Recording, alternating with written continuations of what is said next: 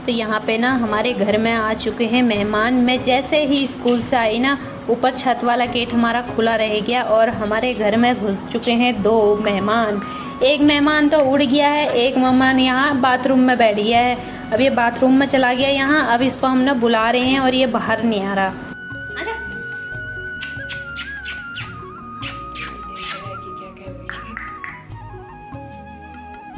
निकाल भर तेरे मुँह पाएगा। इतना बहादुर निकाला। Welcome to my new blog. कैसे हैं आप सब लोग? आशा करती हूँ आप सब अच्छे होंगे। मैं भी एकदम बढ़िया हूँ। तो गाइस आज ब्लॉगिंग की शुरुआत हो रही है दिन से। दिन के अभी 3 बज रहे हैं। मैं स्कूल से लेके आ गई हूँ बच्चों को और बच्चे मेरे अभी कर रहे हैं घर पाक के होमवर्क। बेटा कर रहा है अंदर के रूम में, बेटी कर रही है बाहर के रूम में। अपने सारे रामायण फैला रखी है, तब यहाँ पे बैठ के होमवर्क कर रही है। ये ऐसे ही करती है, अपनी सारी बैग में जितनी सारी किताबें होंगी सब पूरे बेड में फैलाएगी। उसके बाद ये करेगी अपना काम। और आज तो मन इतना खुश हो गया कि क्या ही बताऊँ आपको। जैसे ही हम स्कूल से घर पे पहुँचे ना, खाना वाना खाया और ऊपर डाले हुए थे कपड़े छत में, तो मैं कपड़े भी ले आई थी। थोड़ा सा हल्का फुल्का मौसम ऐसा बन रहा था कि अभी आ जाए बारिश, तो मैं कपड़े भी ले ही आई थी। तो जैसे ही कपड़े लेके आके यहाँ पे बैठी ना, वैसे ही देखो बाहर इतनी तगड़ी बारिश आ गई है ना। बड़े दिनों के बाद अभी बारिश आ रही है और पता नहीं कितने देर के लिए आ रही होगी, क्योंकि थोड़ी सी देर बारिश आती है फिर चली जाती है। तो ना बड़ी दिक्कत हो जाती है कि और गर्मी हो जाती है उस बारिश से तो और ज़्यादा। तो अभी बारिश आ रही है बाहर और बड़ा अच्छा लग रहा है, मौसम बहुत मस्त वाला। तो चलिए आपको भी दिखाती हूँ कैसा है करके।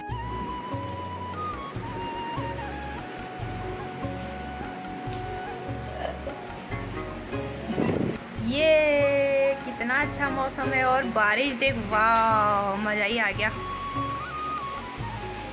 पूरी बारिश हो रही है और बुलबुल कह रही है मुझे नहाना है इसमें। नहाना है? बीमार हो जाओगे, बुखार आ जाएगा। नहीं बेटा नहीं। ये चैन नहीं लगाई तूने इसकी? चैन तो लगा इसकी। फ्रॉक पहनने का शौक है लेकिन संभालने का शौक नहीं है।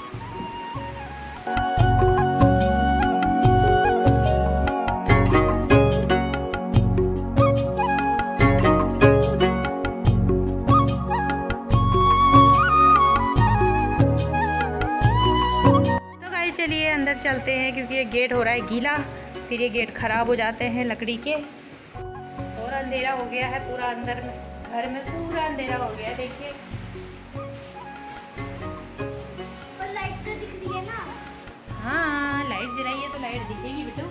वहाँ पर भी दिख रही है। अच्छा चल तू कर अपना काम कर, और मैं भी चेक करती हूँ इनका काम कि ये क्या काम कर रहे हैं बैठे बैठे। और दिन में क्या है ना, अभी बिस्तर पर लेटो ना एकदम ही नींद आ जाती है। दिन के टाइम में खाना वाना खा के एकदम ही नींद आ जाती है, मन करता है सो ही जाए। तो अभी लेटती नहीं हूँ। तो आज ना बाज़ार भी है और हमारे यहाँ वीरवार को बाज़ार लगता है सब्जी वब्जी के लिए। तो आज बाज़ार भी जाना है और बाहर हो गई है बारिश और हो गया है कीचड़, तो बड़ी समस्या होने वाली है शाम को। वैसे आज बाज़ार तो पता नहीं, मेरे हस्बैंड जी के साथ ना शर्त लगी हुई थी कि इतनी महंगी सब्जी लेके आ रही है।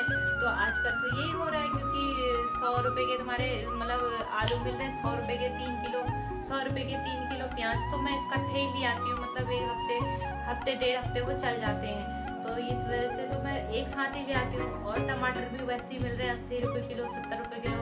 और ऐसे दुकानों में तो 80-70 करके मिल रहे हैं, लेकिन बाज़ार से अगर हम लाते हैं तो वहाँ ना 50 रुपये किलो तक भी मिल जाते हैं।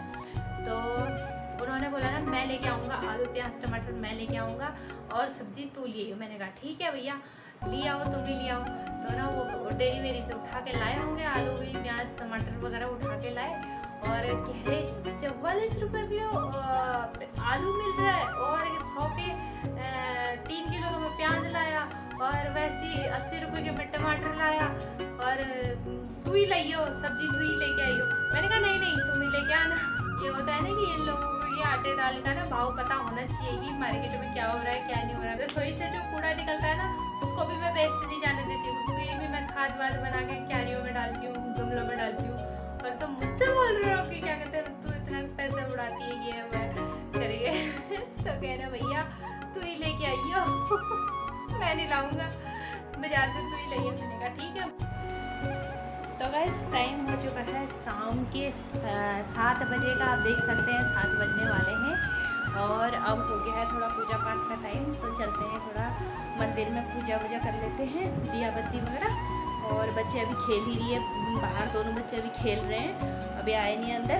और मैं दिखाती हूँ, और सब्जी भी मेरी बन चुकी है। इसके बाद सीधा बनेगी हमारी रोटी। आप देख सकते हैं यहाँ मैंने बनाई है छोले की सब्जी। और अभी बर्तन रह रखे हैं थोड़ी सी, बस बर्तन धोऊंगी, पहले मैं पूजा करके आती हूँ, उसके बाद धो लेंगे बर्तन। तो गाइज़ यहाँ पे मैंने रात को ब्लॉग का एंड नहीं करा था, तो ये अब हो गया सुबह का टाइम। यहाँ पे मैं आ चुकी हूँ बच्चों को स्कूल छोड़ के, और स्कूल छोड़ने के बाद वही जितने कपड़े उन्होंने फैला रखे थे उनकी तय करके वो मैं अपनी अपनी जगह रख रही थी। और उसके बाद शुरू होता है साफ़ सफाई का काम सुबह सुबह। और ये देखो हमारा बाहर का रूम, जो कि मेरी बेटी ऐसे फैला के जाती है, और सारे कॉपी किताब वगैरह सब कुछ इधर उधर फैला के जाती है।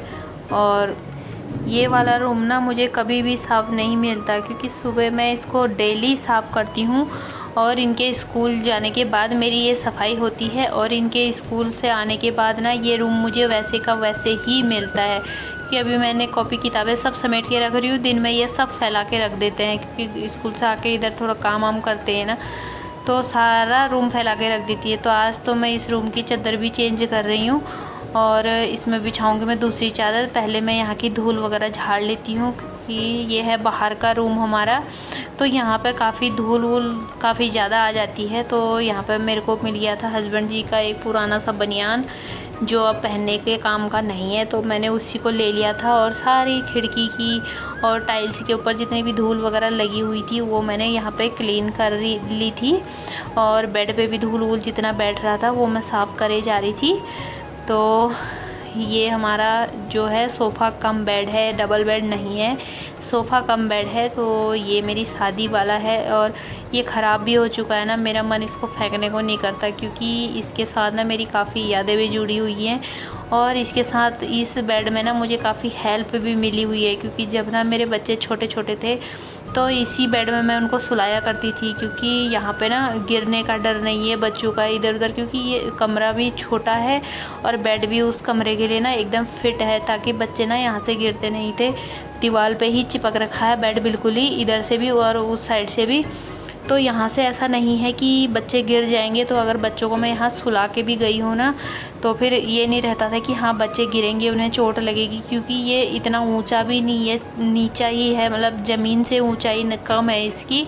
तो यहाँ इतना मेरे को मतलब यहाँ बच्चों को मैं सुला के अपना काम मैं पूरा काम कर लेती थी। कभी कभी तो ऐसा भी होता था कि मैं अपनी बेटी को ना यहाँ सोया छोड़ के बेटे को स्कूल छोड़ने भी जा रखी हूँ, और तो यहाँ से मेरे को ये नहीं रहता था कि यहाँ से मेरे बच्चे गिरेंगे करके। और जो पहले जो बेड देखा था आपने, उसमें से ना मेरा बेटा एक बार गिर भी गया था। तो उसके बाद से हमने उस रूम में फिर रात को सोना छोड़ दिया था, क्योंकि जब तक बच्चे छोटे थे ना तब तक हमने ये यूज़ किया था, यहाँ से बच्चों के गिरने का डर। अब हम इसको सोने के लिए यूज़ नहीं करते हैं, क्योंकि ये ना अब टूट चुका है। बच्चे अब सिर्फ पढ़ाई के लिए ही यूज़ करते हैं।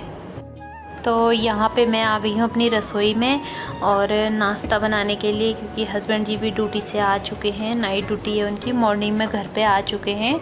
तो उसके बाद ना यहाँ पे आटा बचा हुआ था सुबह का, जो बच्चे लंच लेके गए थे उसमें से थोड़ा सा आटा बचा हुआ था, लेकिन कम था।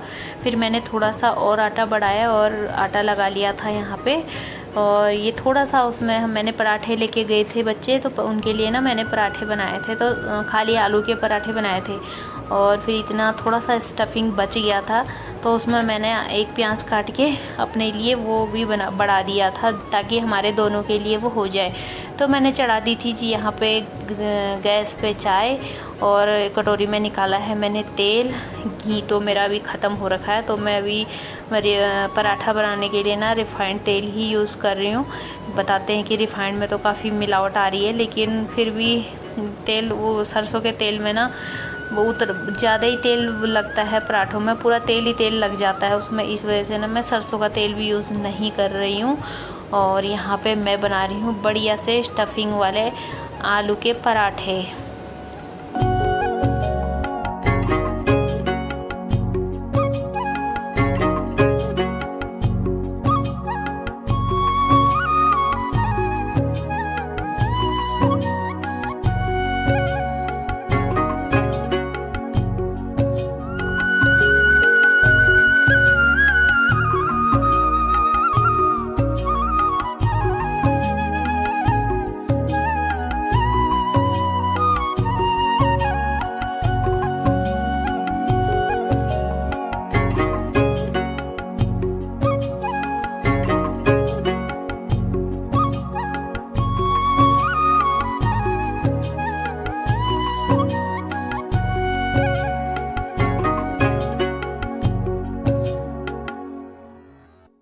तो यहाँ पे मैं बना ले रही हूँ फटाफट से आलू के पराठे।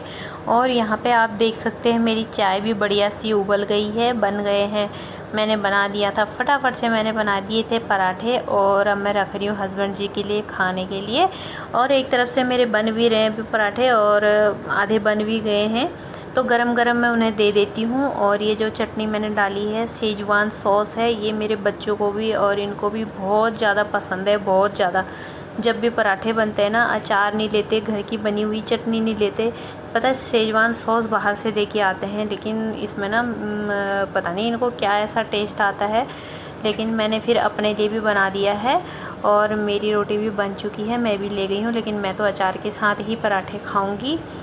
और नाश्ता करने के बाद ही फिर मैंने कपड़े मशीन में डाल दिए थे और मशीन में ही धुल गए थे कपड़े। तो यहाँ पे मैंने सोचा दोनों काम हो जाएंगे। यहाँ पे मैं पोछा लगा रही हूँ। फ़िनाइल लाई थी मैं मैक्स बाज़ार से, तो ये फ़िनाइल ना काफ़ी अच्छा चल जाता है और स्मेल भी काफ़ी, मतलब घर के अंदर अगर पोछा लगाओ तो फ़िनाइल की ना काफ़ी ज़्यादा महक छोड़ता है और कीटाणु से भी थोड़ा ठीक रहता है घर में फ़िनाइल का पोछा लगाना।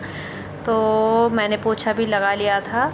और यहाँ पे मैंने फिर अपनी ड्रेस चेंज कर दी थी, क्योंकि यहाँ पे ना बर्तन मांजने से मेरा ना सारे कपड़े ना आगे से ख़राब हो चुके हैं। पूरे अच्छे अच्छे नए नए सूट भी ना मेरे आगे से ऐसे ख़राब हो जाते हैं यहाँ पे बर्तन साफ़ करने से। तो इस वजह से मैं यहाँ पे बर्तन साफ़ करने के लिए ना पुराने ही पहनती हूँ ऐसे, ताकि चल भीग भी जाएँ, ख़राब भी हो जाए तो कोई दिक्कत नहीं है घर में ही पहनने। क्योंकि फिर वो सूट वगैरह होते हैं ना, वो फिर स्कूल बच्चों को छोड़ने लाना जाना होता है, तो सूट मतलब ख़राब हो जाते हैं तो वो अच्छे नहीं दिखते। तो इस वजह से मैंने यहाँ पे चेंज कर लिया था। और साथ में मेरी हो रही थी यहाँ पे रसोई की सफाई। तो अब खाने वाले हम 2 जने हैं, लेकिन हमारे रसोई में बर्तन इतने फैल जाते हैं कि बहुत ही ज़्यादा। जबकि मैं अभी फिर भी हाथों हाथ बर्तन साफ़ कर देती हूँ, लेकिन अभी जो ये बर्तन है अभी ये सुबह से पड़े हैं, क्योंकि बच्चों ने भी नाश्ता वगैरह करके गए थे।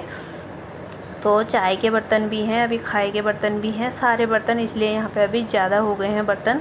वरना मैं हाथों हाथ धो लेती हूँ बर्तनों को, मैं यहाँ पे इकट्ठा नहीं करती हूँ, क्योंकि मेरी अभी ये जो रसोई है छोटी सी है, तो इसमें उतनी जगह भी नहीं होती। इस वजह से मैं यहाँ पे हाथ के हाथ ही मतलब बर्तन जूठे होते हैं तो इसको साफ़ कर लेती हूँ।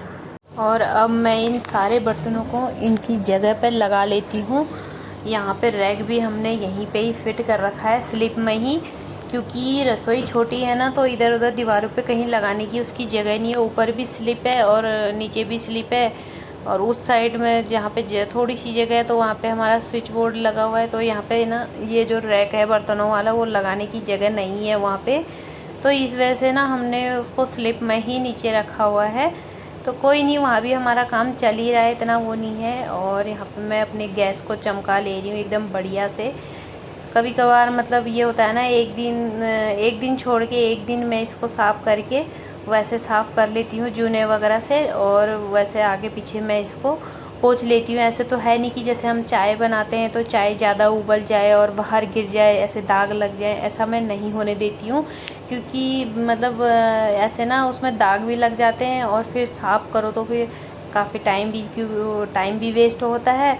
और फिर वहाँ पे ना मीठे पर ना चींटियाँ वगैरह काफ़ी आ जाती हैं। तो मैं इस चीज़ का तो मैं ख़ास कर ध्यान रखती हूँ कि कोई भी हो ऐसे चाय दूध ऐसे उबल के गिरे ना, लेकिन बाई चांस कभी कभार हो जाता है। तो यहाँ पे हो गई थी मेरी रसोई बिल्कुल साफ़। और आज मैंने बाल धो रखे हैं, तो ये पूरे गीले हो रखे थे, तो वही मैंने खोल के मैंने इनको सुखाने के लिए लग गई हूँ यहाँ पे। और सारे काम से मुझे मिल गई है फुर्सत।